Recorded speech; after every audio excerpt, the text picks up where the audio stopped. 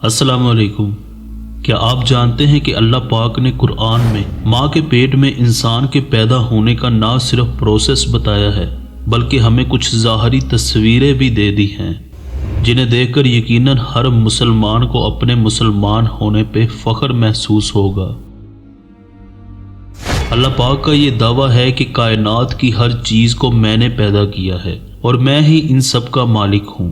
انسان کو بھی اللہ پاک نے ہی پیدا کیا ہے۔ جب اس دنیا کے پہلے انسان کو پیدا کیا گیا تھا تو اسے ایک دوسرے پروسیس کے ذریعے پیدا کیا گیا تھا، یعنی کہ مٹی کا ایک پتلا بنایا گیا اور پھر اللہ نے اس پتلے میں ایک روح پھونک دی جس کے بعد وہ پتلا انسان بن گیا۔ اس انسان کا نام آدم رکھا گیا۔ یہ سب کچھ کس لیول پہ کیا گیا تھا اس کا ہم اندازہ بالکل بھی نہیں لگا سکتے، یہ تو اللہ ہی بہتر جانتا ہے۔ لیکن پھر ایک نظام شروع ہوا اور انسانوں کے پیدا ہونے کا طریقہ بدل دیا گیا اور وہی طریقہ آج تک چل رہا ہے۔ اب جس خالق کا یہ دعویٰ ہو کہ انسان کو اس نے پیدا کیا ہے، بے شک انسان کے پیدا ہونے کے پروسیس کو اس سے بہتر کون ہی جان سکتا ہے۔ آج سے 1400 سال پہلے جب کوئی بیمار ہوتا تھا تو اسے حکیم کے پاس لے جایا جاتا تھا اور حکیم اپنے تجربے کے مطابق اسے کچھ جڑی بوٹیاں دیتا تھا۔ اس دور میں نہ کوئی ایسی مشین تھی اور نہ ہی کوئی ایسی ٹیکنالوجی تھی جس سے یہ اندازہ لگایا جا سکتا کہ انسان ماں کے پیٹ میں کیسے بنتا ہے۔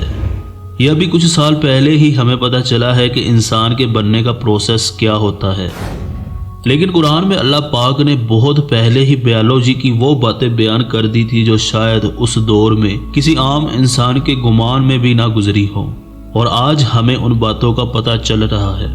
صرف یہی نہیں، اب جو میں آپ کو بتاؤں گا آپ یقیناً حیران ہوں گے، کیونکہ اللہ نے صرف یہی نہیں بتایا کہ انسان کیسے پیدا ہوتا ہے بلکہ باقاعدہ اس کی ایک تصویر کھینچ کر ہمیں دے دی۔ انسان ماں کے پیٹ میں کیسے پیدا ہوتا ہے اس بارے میں لفظوں کی بارش کی گئی ہے قرآن میں،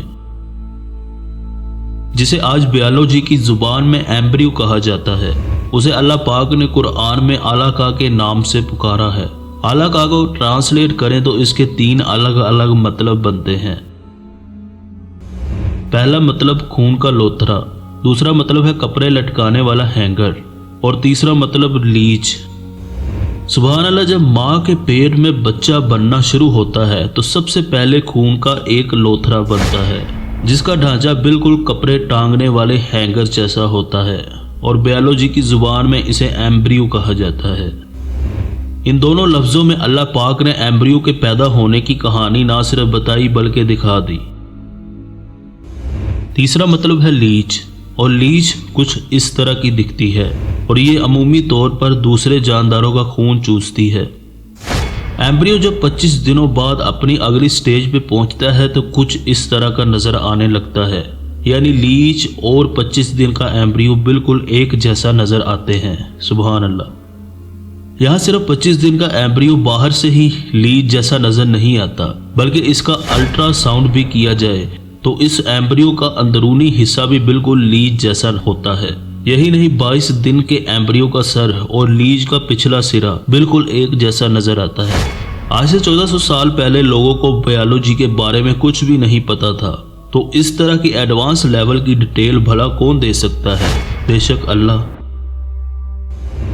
آج سائنس ہمیں بتاتی ہے کہ پیدا ہونے والا بچہ عورت ہوگی یا مرد، یہ کروموسومز کے جوڑے پر منحصر ہوتا ہے۔ اگر تو کروموسومز کا جوڑا XX ہے تو لڑکی پیدا ہوگی، اور اگر XY ہے تو لڑکا پیدا ہوگا۔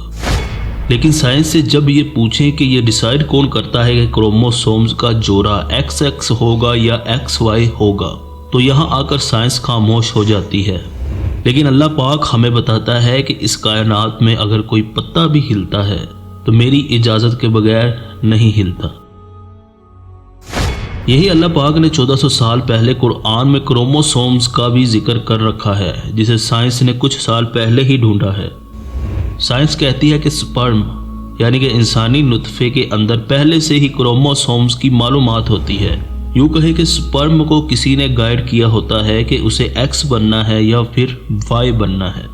ان آیات میں اللہ پاک صاف صاف بتا رہا ہے کہ انسانی نطفے کے اندر کروموسومز کی معلومات کیسے آتی ہے اور کہاں سے آتی ہے۔ دوستو یہ باتیں اس وقت کی جا رہی تھی جب بایولوجی کا کوئی وجود نہیں تھا۔ بے شک قرآن ہدایت کی کتاب ہے اور ہمیں اس کتاب کو بہت غور سے پڑھنے کی ضرورت ہے، کیونکہ ابھی اس کے اندر اور بھی سائنس کے ایسے راز چھپے ہوئے ہیں جو ابھی تک سائنس بھی دریافت نہیں کر سکی۔ قرآن اینڈ سائنس کا یہ سلسلہ یوں ہی جاری رہے گا۔ نئی ویڈیوز کو سب سے پہلے دیکھنے کے لیے چینل کو سبسکرائب کر کے بیل آئیکن کو ضرور پریس کر دیں۔ ویڈیو دیکھنے کا شکریہ۔ اللہ حافظ۔